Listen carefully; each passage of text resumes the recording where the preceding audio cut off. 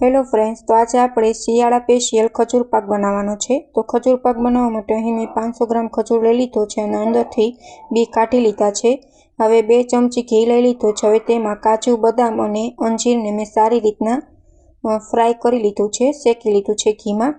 હવે પાછું આપણે 2 ચમચી જેટલું ઘી એડ કરીને ખજૂરમાં જે બી કાઢેલ છે તે તૈયાર કરેલ છે તેને સારી રીતના 5 થી 10 મિનિટ સુધી આપણે ખજૂરને ઘીમાં શેકી લેશું। ગેસની ફ્લેમ એકદમ મીડિયમ ટુ લો રાખીને।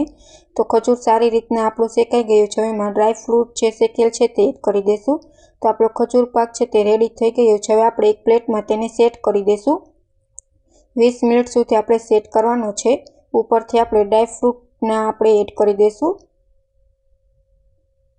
તો આપણે 20 મિનિટ સુધી ખજૂર પાકને આપણે સેટ થવા માટે મૂકી દીધો હતો અને સેટ થઈ ગયો છે સારી રીતના। હવે આપણે છરીની મદદથી તેને કાપી લેશું। તો તમે જોઈ શકો છો ખજૂર પાક છે તે બનીને રેડી છે।